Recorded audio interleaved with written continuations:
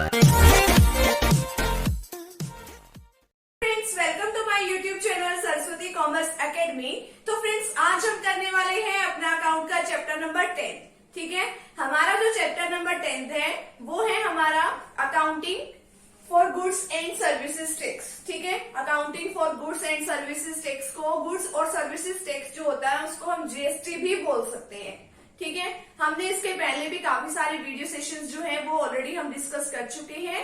ठीक है, और आज का जो हमारा जो मेन टॉपिक रहने वाला है वो क्या है कि हमें अकाउंटिंग प्रोसीजर सीखना है, यानी कि इसके अंदर काफी सारी जर्नल एंट्रीज आएंगी। और हमने अपनी पिछली वीडियो में सीखा था कि इंट्रास्टेट क्या होता है, ठीक है, इंटरस्टेट सेल्स क्या होते हैं, और टाइप्स ऑफ मतलब कि टैक्सेस सीखे थे कि किस किस तरह के टैक्स लगते हैं। ठीक है, अगर आपने अभी तक वो वाली वीडियो नहीं देखी है तो आप डिस्क्रिप्शन बॉक्स में जाइए, आपको वहां पे प्लेलिस्ट मिलेगी चैप्टर 10 की, आप वहां उसे देखिए, तब आपको इजीली समझ में आ जाएगा सब कुछ। तो फ्रेंड्स, अगर आप चैनल पे न्यू है तो चैनल को आप प्लीज सब्सक्राइब कर दीजिए, वीडियो को लाइक कर दीजिए, बेल आइकन को प्रेस जरूर कर दीजिएगा ताकि आपको आगे आने वाली वीडियोस का नोटिफिकेशन मिलता रहे। तो चलिए अब स्टार्ट करते हैं।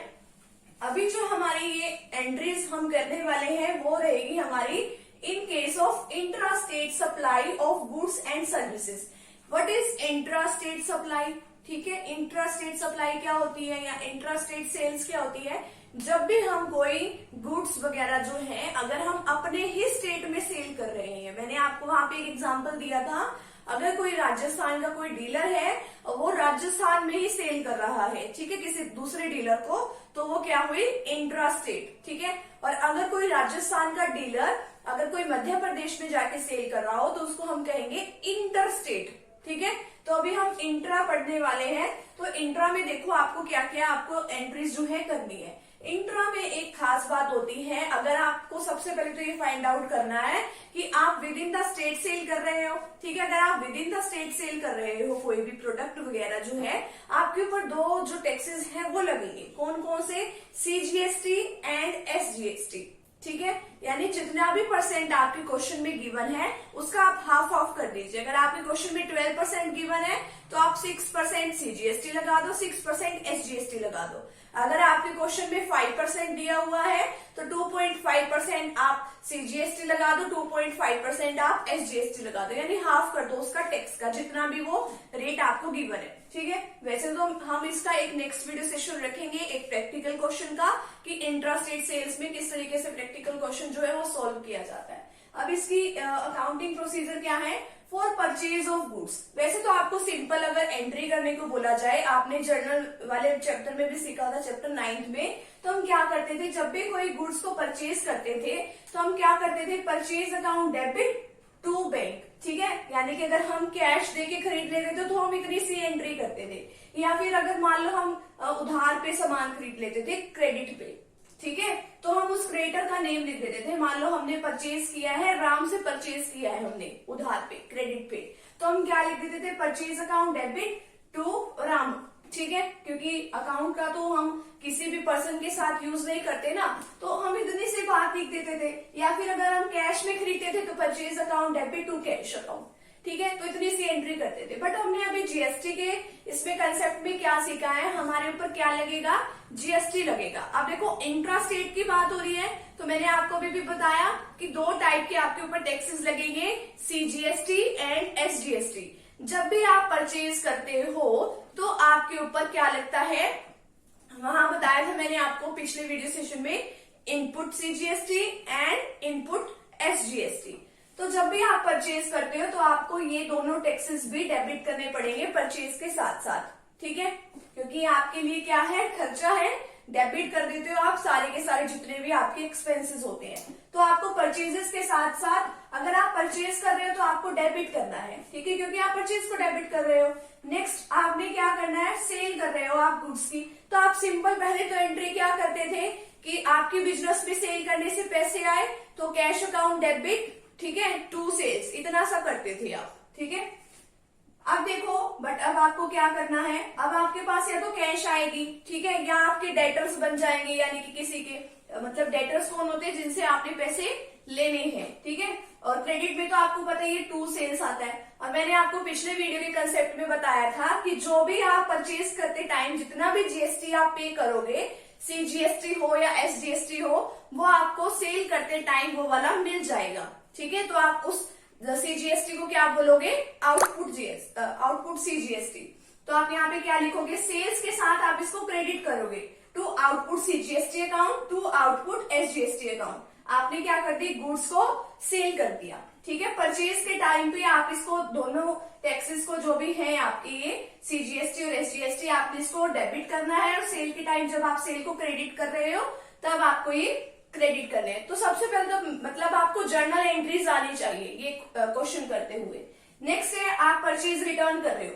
परचेज को रिटर्न जब भी आप करते हो तो यानी कि आपका जो खर्चा है वो कम हो गया, ठीक है। और जर्नल में मैंने बताया था जब भी आपका जो खर्चा है वो कम हो जाता है, यानी जो आपके एक्सपेंसेस हैं, ठीक है, परचेजेस कम हो गई, तो दैट्स वाई आप उसको क्रेडिट कर देते थे।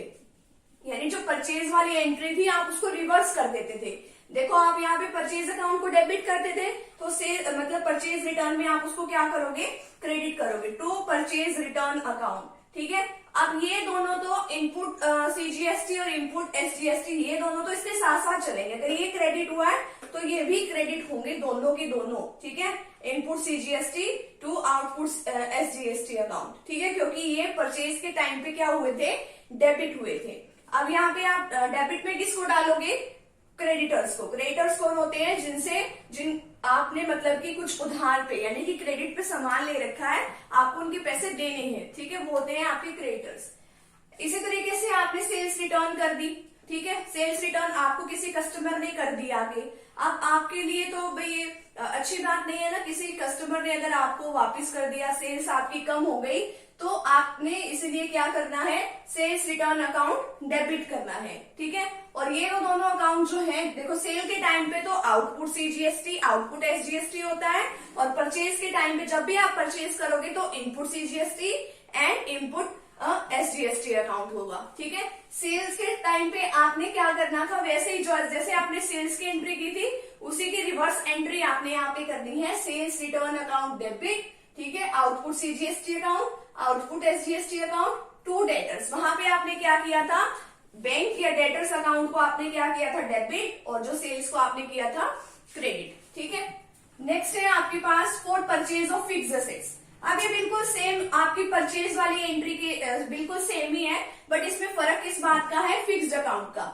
जो भी फिक्स्ड अकाउंट होती है, जैसे कि फर्नीचर हो गया, प्लांट एंड मशीनरी होगी, आप बस उसका नाम लिख दोगे यहाँ पे, ठीक है। मान लो आपने फर्नीचर खरीदा तो फर्नीचर अकाउंट डेबिट। अब आपने कोई चीज परचेज ही करी है ना, तो परचेज करते हुए तो आपने क्या करना है, इनपुट सीजीएसटी अकाउंट डेबिट, ठीक है, इनपुट एसजीएसटी अकाउंट डेबिट, और आपने कैश में पेमेंट करी है तो अब ये हम इसकी नरेशन क्या लिखेंगे, परचेज ऑफ फिक्स्ड एसेट्स, ठीक है।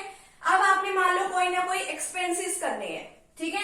आपने अगर एक्सपेंसेस करना है, चाहे आपने परचेज करनी हो, चाहे आपने कोई एक्सपेंसेस करने हो, ठीक है, तो आपका तो जो इनपुट सीजीएसटी है तो आपको मतलब इनपुट का यूज करना है। आउटपुट तो तब होगा अगर आपको कुछ मिलेगा, ठीक है, आपको एज अ इनकम कुछ मिलेगी, चाहे आप सेल कर रहे हो या आपको कुछ इनकम वैसे रिसीव हो रही हो, ठीक है। अब आपने क्या करना है, एक्सपेंसेस अकाउंट डेबिट। अब आपने इनपुट सीजीएसटी अकाउंट को डेबिट करना है, इनपुट एसजीएसटी को, और आपने खर्चा किया, आपके पास से कैश या बैंक बैलेंस जो है वो कम हो गया, तो आपने क्या करना है, टू बैंक अकाउंट, एक्सपेंसेस आपने इंकर्ड कर दिए। अगर मान लो यहाँ पे आ गए कि इनकम की एंट्री अगर आपने मान लो यहाँ पे करनी है, तो आपकी एंट्री जो है रिवर्स हो जाएगी। आपके पास कैश आ रही है तो कैश या बैंक अकाउंट को आप डेबिट कर दोगे, ठीक है। तो आप बाकी का क्या करोगे, और मतलब कि जो भी एंट्री होगी आपकी, मान लो आपको कमीशन रिसीव हो रहा है तो टू कमीशन रिसीव, ठीक है। अब देखो वहां पे आपको क्या चीज यूज करनी है, इनपुट करोगे क्या आउटपुट, वहां पे आपको कुछ मिलेगा तो आपको क्या यूज करोगे, आप वहां पे output CGST account output SGST account, वहां पे आप इस तरीके से एंट्री करोगे।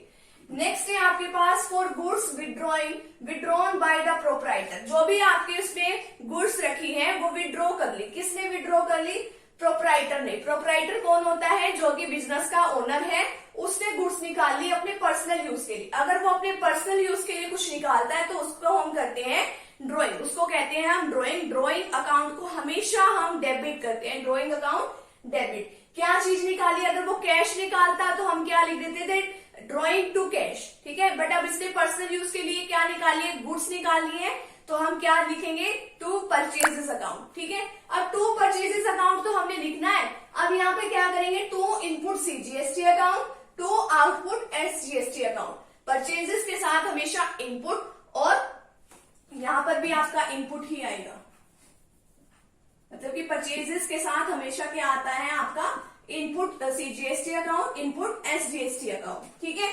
अब नेक्स्ट आपने यही सेम एंट्री आपने यहाँ पे भी करनी है।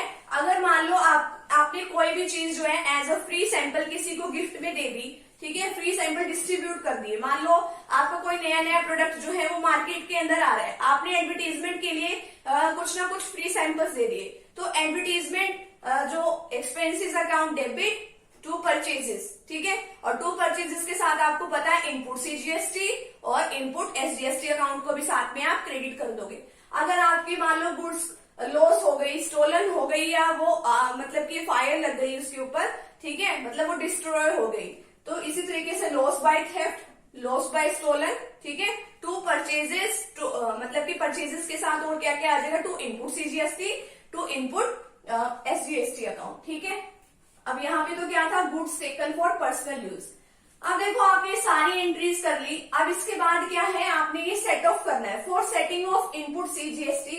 अब मैंने आपको क्या बताया था, जितना भी आपने ये आपका मतलब ये खर्चा किया होता है आपने परचेज के टाइम पे, वो आपको कहाँ से रिकवर हो जाता है, जब भी आप सेल करते हो तो आउटपुट आपको साथ साथ मिल जाता है। तो आपको बाकी का बचा हुआ जितना मतलब कि एक्स्ट्रा आपके पास आए होता है, तो आप कहाँ पे पे ऑफ कर देते हो उसको, वो आप गवर्नमेंट को देते हो। तो पहले तो आपको सेट ऑफ करना है। पहले तो सीजीएसटी को कैसे सेट ऑफ करोगे, आउटपुट सीजीएसटी अकाउंट डेबिट, और आपको इनकम कहाँ से मिल रही है, तो इनपुट सीजीएसटी अकाउंट, ठीक है। इसी तरीके से आपने देखो एसजीएसटी की आपने कर दी, सीजीएसटी की आपने कर दी, और एसजीएसटी की भी सेम ऐसे ही होगी, ठीक है। यहाँ पे बस यहाँ पे आउटपुट सीजीएसटी की जगह एसजीएसटी आ जाएगा, इनपुट सीजीएसटी की जगह एसजीएसटी आ जाएगा, ठीक है। फिर आपने इसकी पेमेंट जो है जीएसटी की गवर्नमेंट को करनी है। आपके पास से कैश चली जाएगी टू बैंक अकाउंट, डेबिट में क्या डाल दोगे, आउटपुट सीजीएसटी जो भी आपके पास मतलब आया है, और आउटपुट एसजीएसटी अकाउंट। तो जो बैलेंस है वो आप गवर्नमेंट के बैंक अकाउंट में आप उसको डिपॉजिट करा दोगे। तो ये तो था आज का हमारा टॉपिक, कि इसमें हमने इंट्रा स्टेट की देखी है कि किस तरीके से हम इसकी जो supply of goods and services है, किस तरीके से हम इसकी जर्नल एंट्री करती हैं, ठीक है। तो नेक्स्ट वीडियो सेशन में हम करने वाले हैं इसका एक प्रैक्टिकल क्वेश्चन, तो आप उसको भी जरूर देखिएगा। तो मिलते हैं फ्रेंड्स नेक्स्ट टॉपिक के साथ एंड नेक्स्ट वीडियो के साथ। Thank you very much.